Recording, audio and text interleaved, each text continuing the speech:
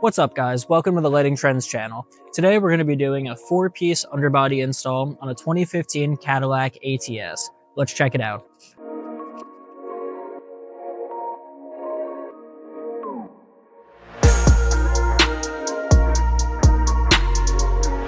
We just finished up installing our 4-piece double row Flow Series underbody lighting kit on this Cadillac with the Blue Ghost controller. If you are interested in doing underbody lighting on your vehicle, you can go over to our website and check out all the different options we have. Let's start with the products you'll need. Zip ties, Tessa tape, adhesive sealant, crimping tool, a pair of pliers, flush cuts or snips, rubbing alcohol, tar and grease remover, drill, extensions, LED strips, splitters, a controller, and screen base strip. Alright, so before you get started on anything, you're going to want to kind of map everything out, get a good game plan, because the last thing you want to do is do it all twice. I personally start with finding a good location for the controller, so I know where I need to get all my wires ran to. Aside from that, you're going to want to look for a solid place to mount each strip.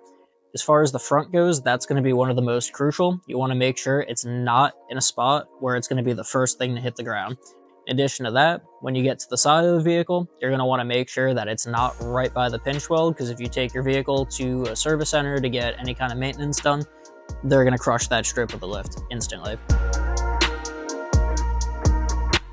In order to install your underbody kit, you're going to need to get the car in the air. So you're going to need either a jack or a vehicle lift. Whenever using a jack to lift your vehicle, make sure you transfer it over to jack stands before you go underneath.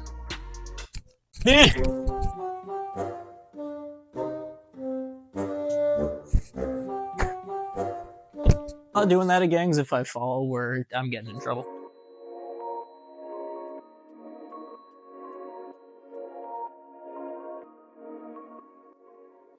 You're going to want to start by cutting the LED strip to size, which you can do every 3 LEDs on the solder pads. If you're using the plastic channel and double row strips, you're going to want to remove these center sections. Make sure that the strip fits in the channel with a little bit of excess room on each side. We wrap all of our extensions in this Tessa tape. It makes it cut resistant and pretty heat resistant. It works very, very well. Takes a little bit more time, but again, I think it's worth it, better than doing the job twice.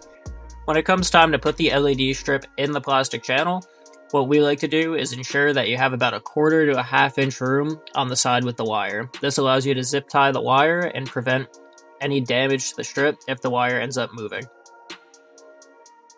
After that, you're good to peel back the backing on the double-sided tape, stick the strip down in the channel. What we like to do is remove the silicone cap from the end of the strip where it was cut, fill that with a little bit of clear silicone, and put the cap back on the cut end of the strip. This will prevent any moisture from getting in. Although the double-sided tape does adhere pretty well to the plastic channel, we strongly encourage you to zip tie the strip to it for extra support. Last thing is to just cover that end with a little bit more silicone. So when you're mounting your flexible underbody strips, there's a couple ways you can do it. I hate you so much. Stop laughing. You too, Dave. Okay, take 7.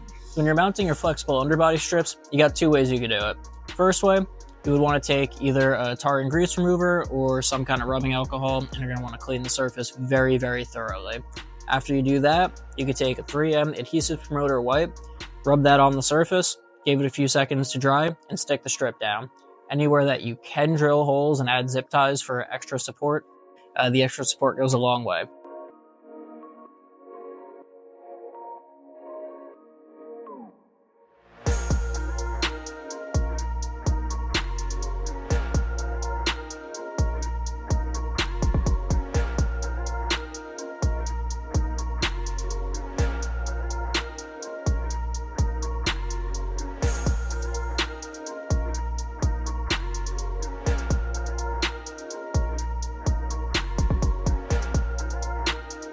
Suspension and moving parts are not an acceptable spot to zip tie your wires. We look for different areas that you can mount the extensions to, whether it's zip tying or what. I try to look for under the vehicle, brake lines, fuel lines, wire harness, anything that they put on the vehicle from the factory. If they put it there, it's probably because it's a safe spot. So here, what I would like to do is, for anything in the rear, follow the brake lines here, go over the fuel tank, and whenever you see a panel like this, that's a fantastic spot to mount any kind of wiring.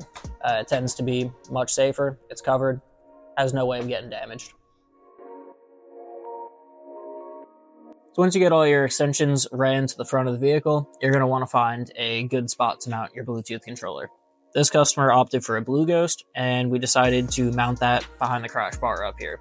Anytime we do an installation for anything that's going on the outside of the vehicle, we try to do it somewhere behind the bumper. Keeps it a little bit more protected from debris, salt if you live somewhere that it snows, water, all that kind of stuff. After you get that controller mounted up, you want to connect all the extension wires to the controller itself, give it power and ground, test it all out.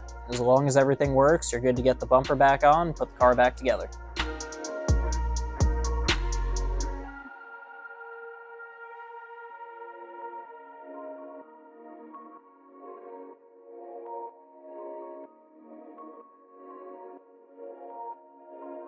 As you can see, the double row LED strips throw a lot of light both forward and to the side, so it gives you a really good full coverage look, even though it's a 4-piece kit. If you're interested in purchasing this product, you can check it out on our website, stop by the shop, shoot us an email, phone call, message on Instagram, Facebook, however you decide to do. Make sure you comment, like, subscribe, and click the bell for notifications.